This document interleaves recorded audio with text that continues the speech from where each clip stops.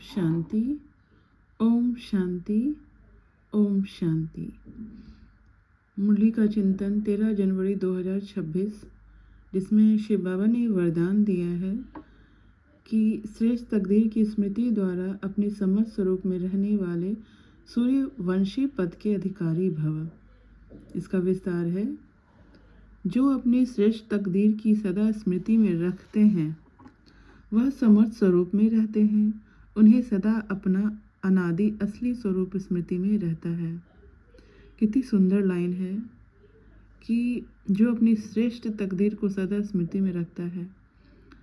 तो हमारा श्रेष्ठ तकदीर तो यही है कि हमने भगवान को पा लिया, अभी वर्तमान में, प्रेजेंट में, कि हमने भगवान को पा लिया। जो हम इतना भगवान को ढूंढे, कहाँ कहाँ नहीं हमने भगवान को समझा, कितना ढूंढा, कितनी तड़प हुई। आज भगवान इस धरती पे आकर हमें ज्ञान दे रहे हैं और डेली वरदान दे रहे हैं हमें। तो कितना बड़ा सौभाग्य है। और खुद अपना परिचय देते हैं तो हमारा परिचय भी देते हैं कि हम ये शरीर नहीं है, आत्मा है। जैसे परमात्मा पॉइंट ऑफ लाइट है, वैसे मैं भी पॉइंट ऑफ लाइट आत्मा हूँ। परमात्मा वो परमात्मा है और हम आत्मा हैं। परमात्मा गुणों और शक्तियों के सागर हैं, अनंत है इसमें, और हम गुण और शक्ति स्वरूप हैं। तो हमें भगवान मिला, भगवान के द्वारा हमें ज्ञान रूपी खजाना मिला। और जब हम परमात्मा जब ज्ञान देते हैं और इसे हम धारण करते हैं तो फिर हम मनुष्य से देवी देवता बन जाते हैं। तो कितना श्रेष्ठ तकदीर है कि भगवान हमें मिला। भगवान मिल गए तो और क्या, किस चीज़ की इच्छा रही, सब कुछ मिल गया। ये बहुत बड़ा सौभाग्य है, श्रेष्ठ तकदीर है। और भगवान जब आते हैं तो बहुत प्यारा गिफ्ट लेके आते हैं, स्वर्ग की बादशाही, स्वर्ग की स्थापना करते हैं, जिसमें लक्ष्मी नारायण का राज्य होता है। सतयुग में और त्रेता में राम सीता का, श्री राम और श्री सीता का।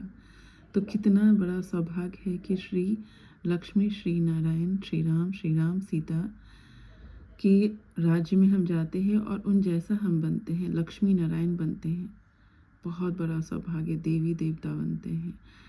ये साधारण मनुष्य तन से हम देवी देवता बन जाते हैं। तो ये बहुत बड़ा सौभाग्य है।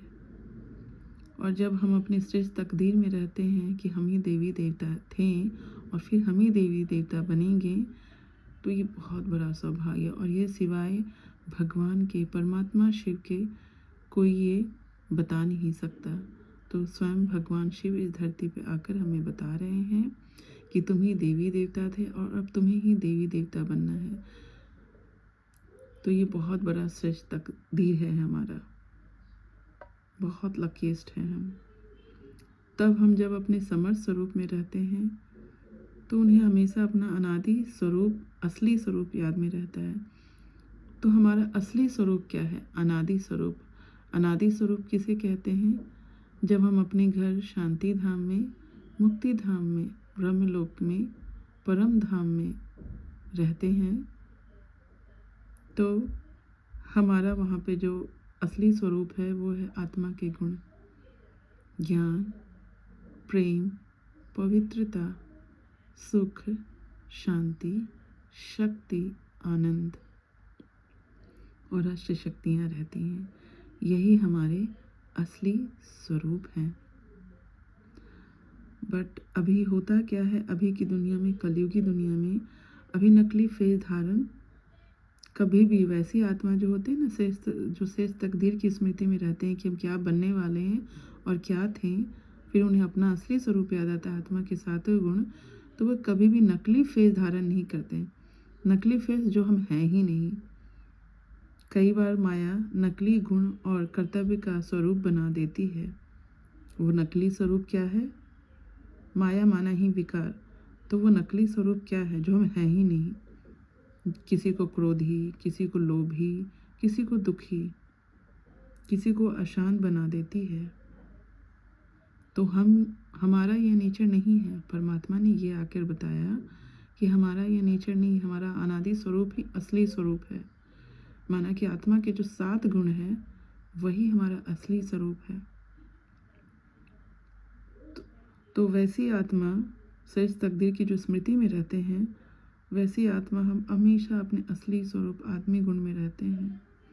क्रोधी, लोभी, दुखी या अशांत ऐसे नहीं, वह सब इन बातों से न्यारे रहते हैं।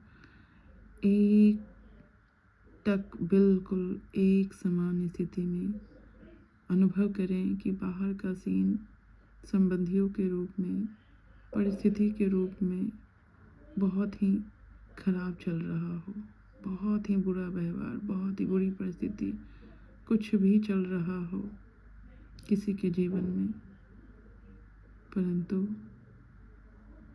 जब हम अपने असली स्वरूप में रहते हैं, इन सब से न्यारे हो जाते हैं और वो जीवन बहुत ही खुशियों भरा हो जाता है।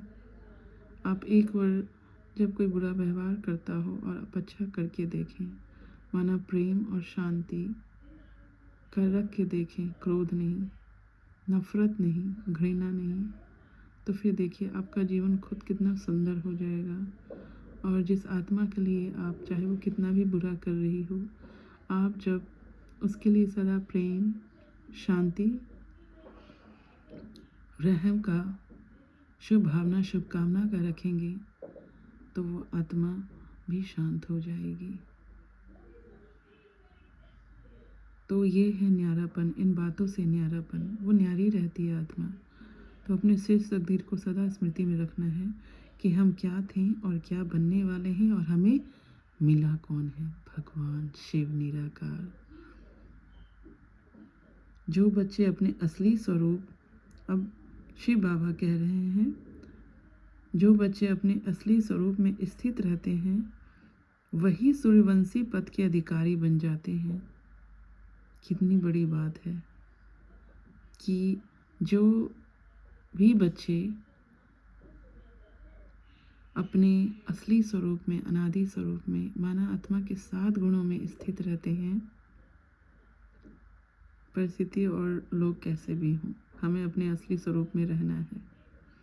और जब हम रहेंगे तभी हम सूर्यवंशी पद के अधिकारी बनेंगे, माना स्वर्ग, सतयुग के पद के अधिकारी बनेंगे। तो इससे क्या होता है कि हमारा अभी दुख भरा ये जीवन है, वो कुछ समय के लिए है, वो भी आत्मिक स्थिति में रहने से खुशी वाला हो जाता है। क्योंकि सिचुएशन जब ख़राब होते हैं तो बहुत रोना धोना, दुखी होना, परेशान होना, कितने लोग तो सुसाइड भी कर लेते हैं, तो ये सब हो जाते हैं। लेकिन आत्मिक स्थिति में रहने से क्या होता है कि हम बहुत ही सूर्यवंशी पद के अधिकारी बन जाते हैं, स्वर्ग की प्राप्ति होती है, सच्चे सच्चे स्वर्ग की प्राप्ति होती है, सतयुग की प्राप्ति होती है, और हम लक्ष्मी नारायण उस दुनिया में जाकर बनेंगे, लक्ष्मी नारायण जैसा बनेंगे। ओम शांति, ओम शांति, ओम शांति।